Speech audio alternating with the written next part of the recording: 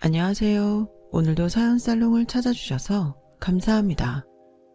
저는 40대 후반의 여성이에요. 여기 사연을 들어보면 정말 삶의 우여곡절이 많았던 분들 이야기에 절로 눈물이 나오기도 해요.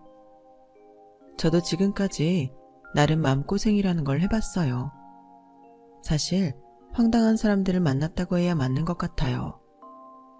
저는 남편을 일하면서 알게 됐어요.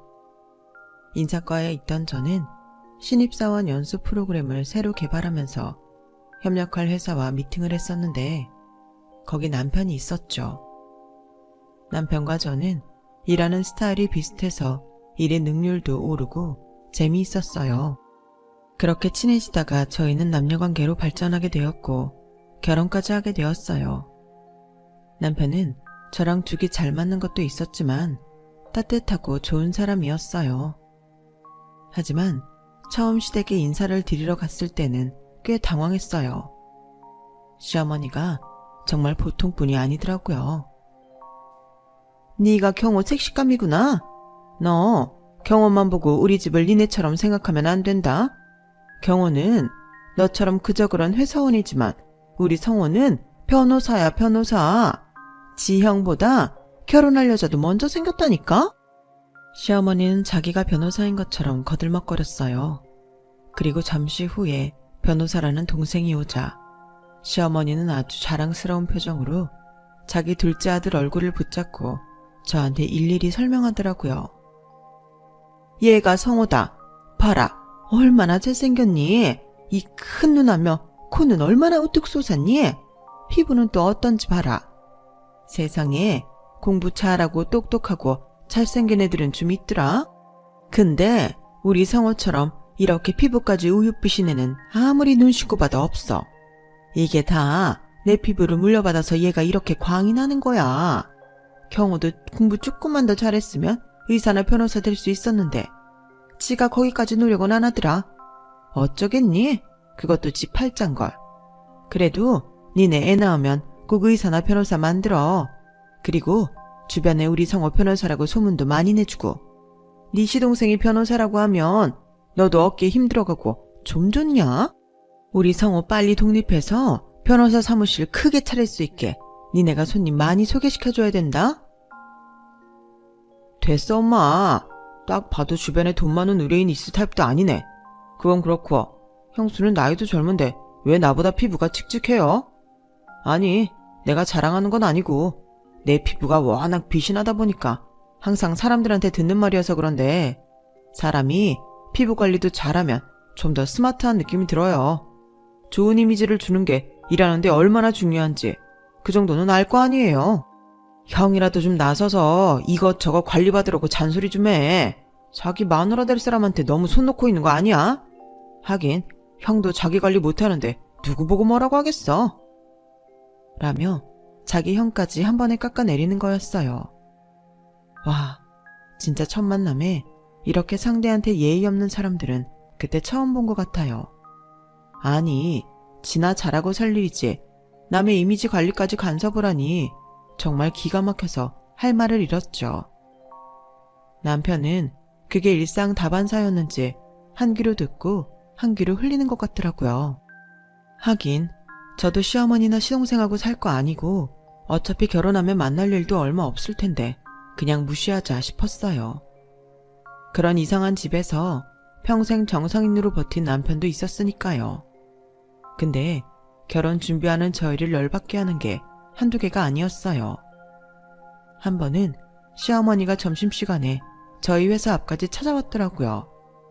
혼수 문제 때문에 그러나 하고 나름 긴장을 하면서 나갔죠. 그런데 진짜 희한한 발상을 했더라고요. 얘, 네가 경호한테 말해서 결혼식장을 성원의 사무실 근처에 있는 땡땡홀에서 하자고 해. 그래야 성원의 사무실 사람들 한 사람도 빠짐없이 부르지. 안 그러면 거기 바쁘고 유명한 변호사들이 어린 변호사 형네 결혼식 빠질 거 아니야. 그리고 니네 쪽 하객들한테도 시동생 변호사라고 근처 사무실이라고 소개도 하면 좋잖아. 내가 그날 우리 성호 데리고 니네 쪽에 소개도 좀 할게. 너도 이제 우리 집 식구인데 그런 도움이라도 주면 서로 좋잖니? 처음 만남부터 심상치가 않았던 시어머니는 어떻게 이런 말을 얼굴색 하나 안 변하고 할 수 있을까 싶더라고요. 남편한테 이야기해봤자 안 통할 것 같으니까 저한테 와서 자기 아들한테 얘기하라고 시키는 거였던 거죠. 어머님, 죄송한데 저희가 이미 적당한 결혼식장 봐뒀어요. 도련님 사무실 근처는 교통도 불편하고 가성비가 그닥 좋지 않아서 처음부터 뺐고요. 어머니도 결혼식장은 저희 보고 알아서 하라고 하셨잖아요. 그리고 우리 결혼식에서 어머니가 데리고 다니며 소개할 사람은 경호 씨지 도련님이 아니죠. 누가 결혼식장에서 자기 시댁 식구 홍보를 해요. 그건 아닌 것 같아요. 지금껏 못 들은 걸로 할게요. 라고 제가 단호하게 말하자 시어머니는 말문이 막혀서 아무 말 못하고 돌아갔어요. 그런데 그날 밤 저한테 전화를 해서 난리를 치는 게 아니겠어요? 야, 넌 어떻게 된 애가 시집도 오기 전부터 시어머니가 하는 말을 그딴 식으로 잘라먹냐? 결혼 전부터 이러는 거 보니 아주 앞날이 훤히 보인다. 네가 우리 집에 오면서 뭐 대단한 학벌이나 직업을 들고 오는 것도 아닌데 그 정도 부탁도 못 들어준다는 거냐? 너 그럴 거면 우리 경호랑 결혼하지 마. 없던 걸로 하라고. 네, 알겠어요. 그 말 그대로 경호 씨한테 전할게요. 저도 제 의견 한마디 했다고 이러시는 결혼 하고 싶지 않네요. 여기서 준비하던 거 멈추고 전부 취소할게요. 전화를 끊은 저는 바로 남편한테 연락을 해서 점심에 있었던 일과 조금 전 상황을 토시 하나 안 틀리고 그대로 전했어요. 남편은 싸늘한 목소리로 알겠다고 자기가 말해본다고 전화를 끊더군요. 그리고 뭐라고 했는지 몰라도 잠시 후 남편은 자기가 알아서 하고 있으니까 결혼 취소는 하지 말자는 문자를 보내왔어요. 그리고 다음날 시어머니한테 연락이 왔어요. 그래. 우리 예비 며느님 어제는 잘 잤고? 저희 결혼 없던 일로 하는 거 아니었나요? 제 이름도 불러주신 적 없는데 님자까지 붙이면서 예비 며느리라고 하니 제가 당황스럽네요. 아니 그거야. 나도 순간 욱해서 그랬던 거고. 미안하다. 내가 잘못했어. 생각이 짧았어. 어제 했던 이야기는 전부 없던 일로 하자. 그리고 우리 아들 잘 부탁한다. 그럼 우리 결혼식장에서 보자. 갑자기 너무 과하게 상냥한 시어머니도 적응이 되지 않더라고요. 알고 보니 남편은 저한테 또 그런 말하고 함부로 나서서 결혼하지 말라고 하면 당장 집 나가서 시골에 계신 고모 할머니한테 갈 거라고 했다고요. 무슨 말인가 했더니 시어머니는 남편의 친엄마가 아니었어요. 남편의 친어머니는 남편이 중학생 때 돌아가셨다고 해요. 그리고 시어머니가 시동생을 데리고 시아버지랑 재혼했다는 거였어요. 몇 년 후 시아버지도 돌아가시고 시어머니가 노골적으로 남편과 시동생을 차별하자 남편이 가출하는 일이 발생했대죠. 그걸 알고 남편의 할아버지가 노발대발하시면서 한 번만 더 남편이 결혼 전에 시아버지가 남긴 집에서 나가면 할아버지 재산은 한 푼도 못 받는다고 했대요. 그 다음부터 시어머니랑 시동생은 대놓고 남편한테 못되게 굴지는 못했다고 하더라고요. 지금은 그 할아버지도 돌아가셨고 대신 할아버지 여동생인 고모 할머니가 대리인으로 위임장을 받아서 할아버지 유언장을 갖고 있다고 하네요. 남편이 대학에 들어가자마자 집을 나오려고 할 때 시어머니가 울며 불며 자기 지금껏 그래도 하느라고 했다며 조금이라도 할아버지 재산 받을 수 있게 해달라고 제발 나가지 말아달라고 사정해서 그냥 있었다는 거였어요. 그런 거 보면 남편도 참 착한 사람이죠. 저 같으면 사정 따위 안 보고 바로 나와버렸을 거예요. 그래서 시어머니가 바로 기죽어서 저한테 전화를 한 거였더라고요. 아마 곧 결혼하니 남편이 집을 나간다고 한들 어차피 따로 살 건데 별 문제 없을 거라고 생각했나 봐요. 하지만 남편은 시어머니가 고모 할머니가 쥐고 있는 할아버지 유언장을 제일 무서워한다는 걸 잘 알고 있었던 거죠. 그 이후로 저희는 시어머니 간섭 없이 결혼 준비를 해서 결혼식까지 무사히 잘 마치게 됐어요. 그런데 이번에는 시동생이 문제가 됐어요. 시동생은 결혼식 때 자기 홍보를 못한 게 아쉬웠는지 완전 저한테 틱틱대고 사람 불편하게 만들더라고요. 진짜 아무도 안 볼 때 한 대 때리고 싶을 정도였어요. 가끔 시댁에 가보면 시동생은 항상 거실 소파에 벌러덩 누워서 과자 봉지와 맥주캔을 잔뜩 어지럽혀 놓고는 뒹굴기만 하고 있더라고요. 그리고 시어머니가 해서 갖다 바치는 밥을 그 자리에서 겨우 일어나 먹고 또 바로 누워서 뒹굴며 TV 보는 데에 정신이 팔려 있었어요. 저게 정말 스마트하고 우수한 변호사가 맞나 싶게 공부도 한자 하는 걸 못 봤고 제대로 된 몰골을 하고 있는 걸 본 적이 없었어요. 그리고 저만 보면 흰자위를 보이며 이상한 소리만 해댔죠. 형수는 여전히 이미지 관리를 못하네. 그렇게 올 때마다 우울한 얼굴로 보면 누가 좋아하겠어? 웃어야 복이 온다잖아. 좀 웃어요. 오돈 복도 도로 가버리겠어. 걱정 마세요, 도련님. 저 일하는 데에서는 알아서 이미지 관리 잘해요. 그러니까 경호씨같이 괜찮은 남자 만나서 결혼도 한 거 아니겠어요? 저도 웬만하면 항상 웃고 싶은데 아무 데서나 실실 웃을 수는 없잖아요. 그리고 원래 사람은 자기가 우울하면 남도 그렇게 보인다던데요. 도련님 맨날 이러고 있는 거 보니 왜 남들을 안 좋게 보는지 조금 알 것도 같네요. 라며 제가 한마디도 안 지니까 열이 받아서 막 저한테 뭐라고 말하려 하더군요. 그때 마침 남편이 왔고 시동생은 저를 흘겨보며 참더라고요. 하지만 그 정도로 끝날 시동생이 아니었어요.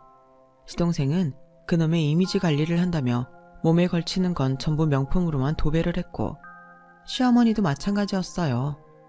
두 사람이 한 달에 백화점에서 쓰는 돈만 해도 진짜 입이 다물어지지 않을 금액이었으니까요. 한 번은 제가 회사에 있는데 시동생한테 연락이 온 적이 있었어요. 형수, 나 지금 300만 빌려줘요. 월급 나오면 갚을게요. 지난번에 구찌에서 쇼핑 좀 했더니 카드값이 좀 나왔네요. 도련님, 저보다 월급 많지 않아요? 그런데 어떻게 카드값이 부족해요? 어쩐지 그이가 도련님 낭비벽 장난 아니라고 하더니 어머님은요? 어머님한테 부탁하세요. 아, 엄마한테는 벌써 말해봤는데 이번 달 생활비 간당간당하대요. 그러니까 좀 도와줘요. 그리고 엄마한테 형수나 형이 생활비 좀 팍팍 주면 이럴 때 엄마도 비상금이 좀 있을 거 아니에요. 뭐 그건 그거고 제 돈부터 해결해줘요. 진짜 금방 갚아요. 월급 나오자마자 갚을게요. 알았어요. 꼭 월급 받자마자 주세요. 아니면 저도 가만 안 있어요.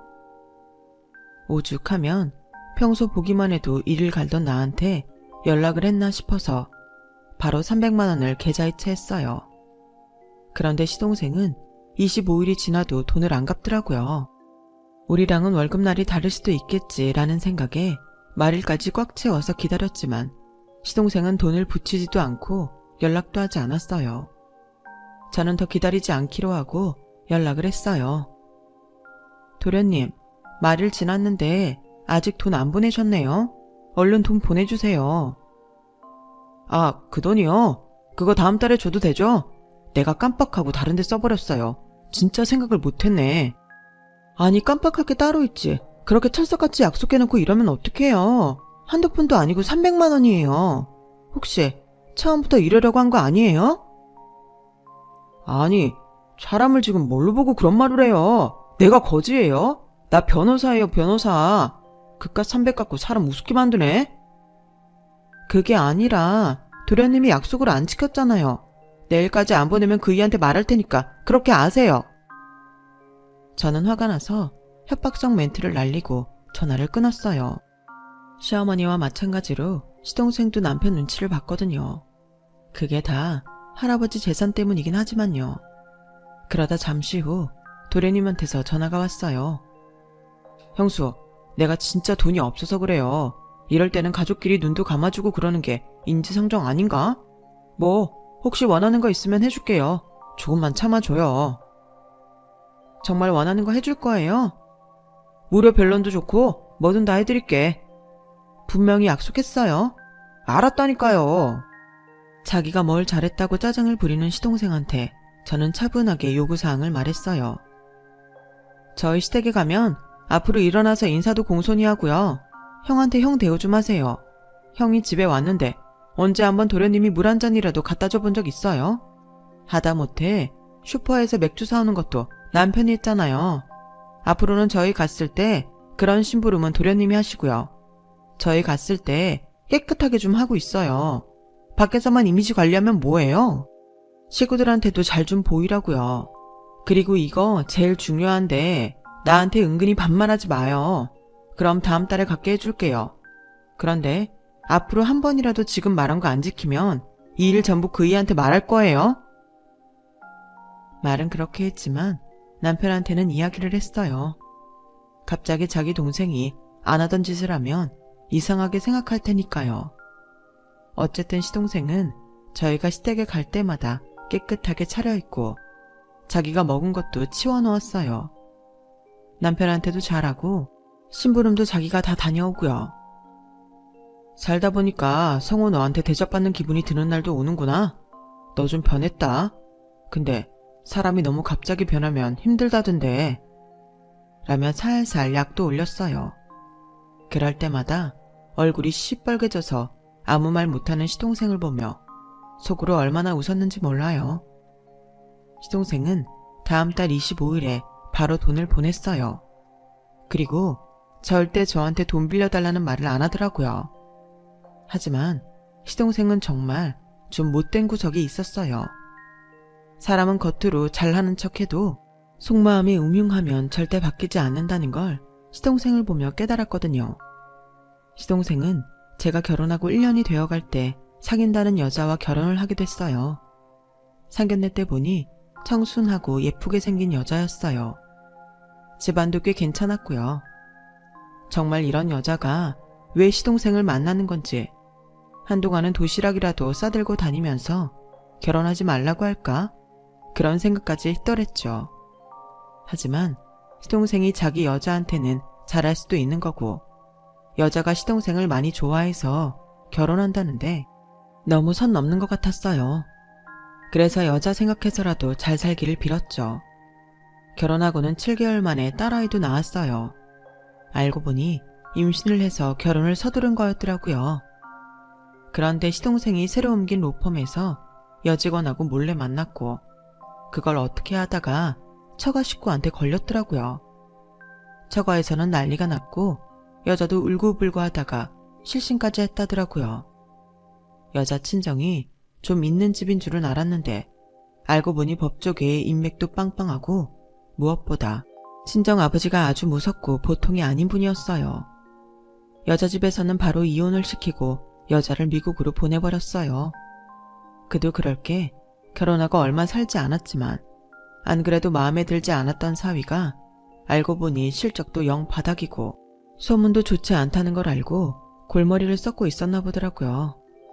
그런 차에 불륜을 저지른 것까지 들통이 나버렸으니 여자 친정 아버지가 노발대발했고 법조계에서는 찍혀버린 것 같더라고요. 이혼의 위자료까지 잔뜩 물어주게 된 시동생은 처음에는 좀 고민도 하고 주눅이 든 것 같더니만 이내 새 옷을 사고 새 가방도 사고 잔뜩 치장을 하고 대놓고 로펌 여직원과 만나기 시작했어요. 시동생은 그 일로 로펌에 사표를 쓰고 나왔는데 그래서 이제는 떳떳하게 만날 수 있게 됐다나요? 인간 고쳐 쓰는 거 아니라더니 정말인가 보다 했죠.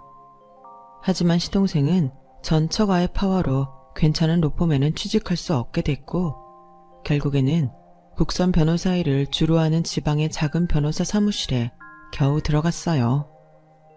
그게 원인이었는지 그 뒤를 걸핏하면 여자와 싸우는 것 같았고 얼마 안 가서 헤어졌다고 했어요. 그런데 시동생의 인생 문제가 저희한테 옮아왔다는 게 문제였어요. 전 처가에서는 아이를 자기들이 못 키운다고 했어요. 시동생과 관련된 건 모든 건 다 끊어버리겠다고 하더니 아이까지 받아들이지 못하겠다고 나온 거죠. 그런데 시어머니가 어느 일요일에 갑자기 저희 집에 들이닥치더니 정말 말도 안 되는 소리를 하는 거였어요. 니네 결혼하고 2년인데 아직도 애가 없는 걸 보면 빨리 생길 팔자는 아닌 것 같다. 그래서 말인데 경서 니네 애로 키워야 될 것 같다. 니네 호적에 올리자. 성우도 빨리 새 인생 시작해야 되지 않겠니? 그런데 애 때문에 발목 잡히게 생겼잖아. 가족 좋다는 게 뭐냐? 형제지간에 이럴 때 돕지 않으면 언제 도와? 그러니까 니네 호적에 경서 올려라.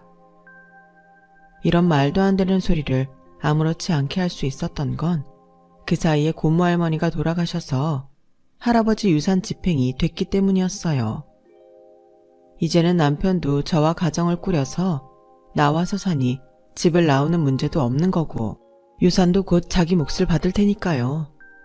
그 유산 갖고도 시어머니와 시동생은 매일 불평이었어요. 자기들이 생각했던 것보다 너무 적다는 거죠. 그래도 할아버지 유산이 꽤나 많아서 시어머니와 시동생 몫도 일반적으로 보면 결코 적은 돈이 아니었어요.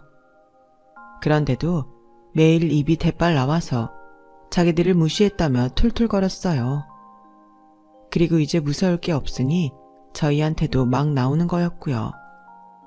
저는 일단 이 말도 안 되는 이야기를 시동생도 아는지 물어봤어요. 내가 엄마한테 그렇게 했으면 좋겠다고 했는데 내가 잠깐 딴 여자 좀 만났다고 그렇게 울고불고 사람 취직도 못하게 만든 여자 자식을 계속 보고 살아야겠냐고요. 생각을 좀 해보시라고요. 그리고 나도 새 인생 살아야죠. 그러니까 좀 도와줘요.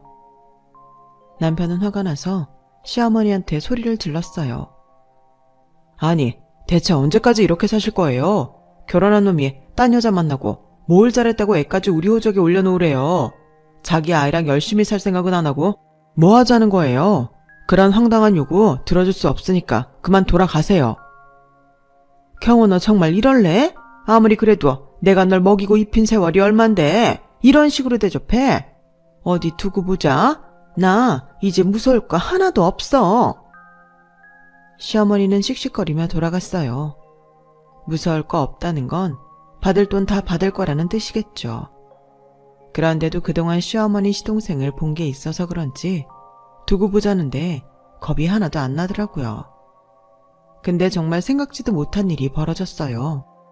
바로 다음 일요일에 누가 저희 아파트 현관문을 쾅쾅 두들겨대고 배를 누르며 시끄럽게 굴더라고요.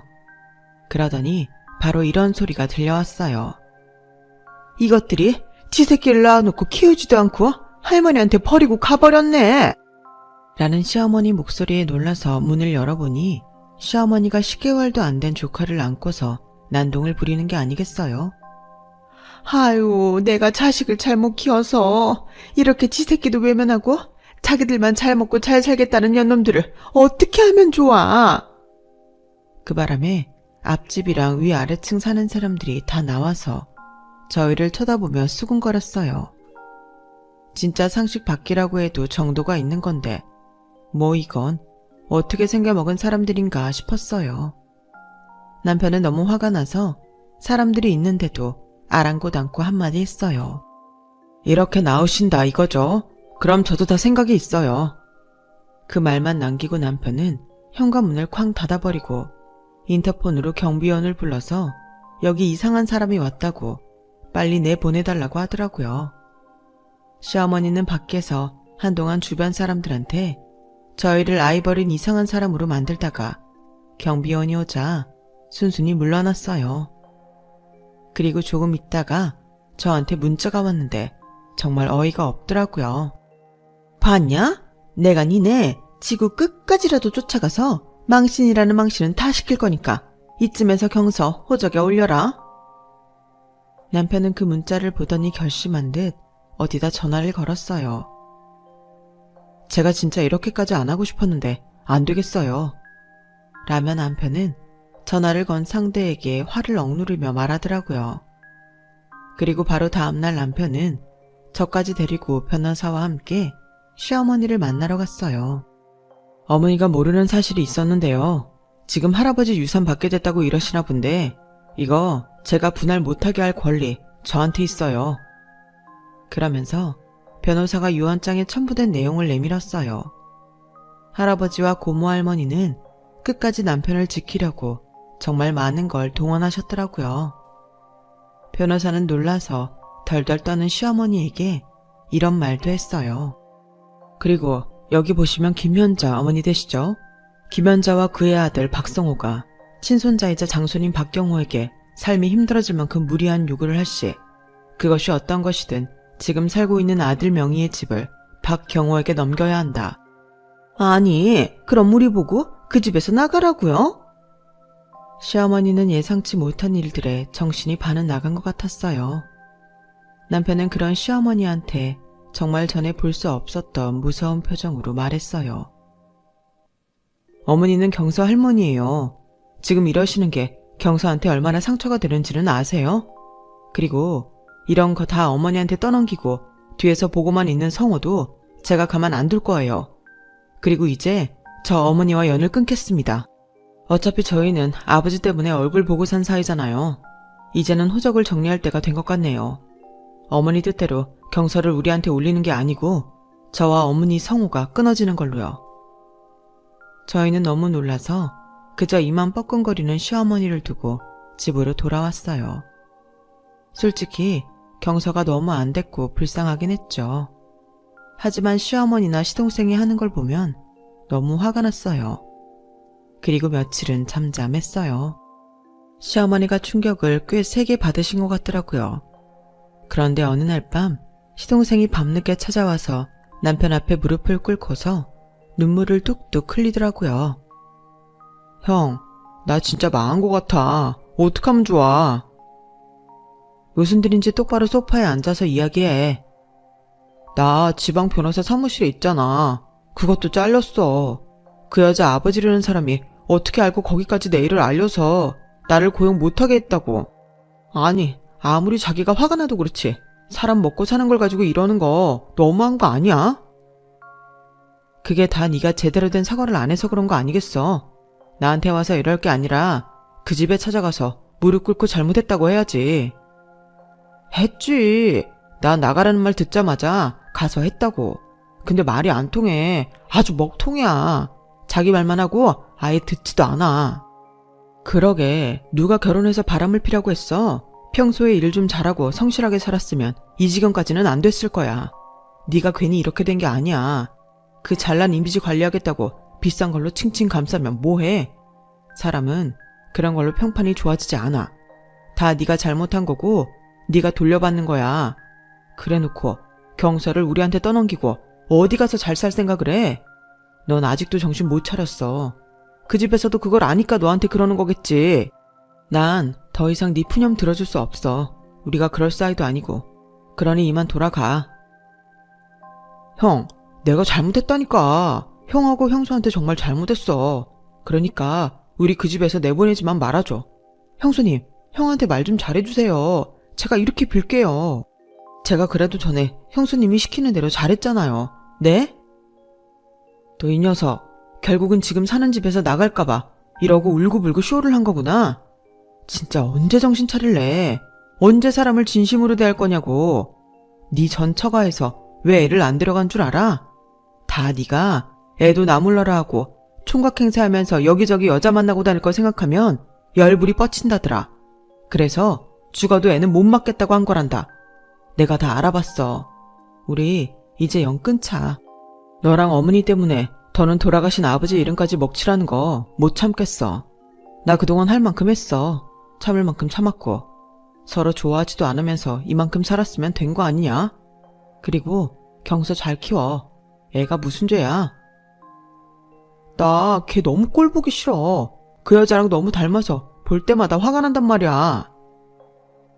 진짜 넌 구제불능이다. 아무튼 우리 사이도 곧 정리하자. 형, 그것만은 제발. 그러면 우리 뭐 먹고 살아? 할아버지 재산이라도 있어야지 어떡하냐고. 그래, 힘 하나 안 들이고 받는 그 재산 너랑 어머니 뭐라고 했어? 꼴랑 그것밖에 안 되냐며 매일 불평했잖아. 그래놓고 이제 그것도 못 받는다고 생각하니까 아쉬워? 너는 나한테 이러지 말고 돌아가. 남편은 시동생을 매섭게 몰아붙여서 집에서 내보냈어요. 시어머니는 그날 있었던 일을 듣고는 다 끝났다며 울고불고 하다가 몸져 누웠다더라고요. 그 뒤로도 시동생은 몇 번 저희 집 앞에 찾아와 소리를 지르고 행패를 부렸지만 남편은 다시 봐주지 않았어요. 결국 호적도 다 정리해버렸고요. 그러는 중에 저와 남편이 크게 결심한 것이 있는데 바로 시동생의 아이를 저희가 키우는 거였어요.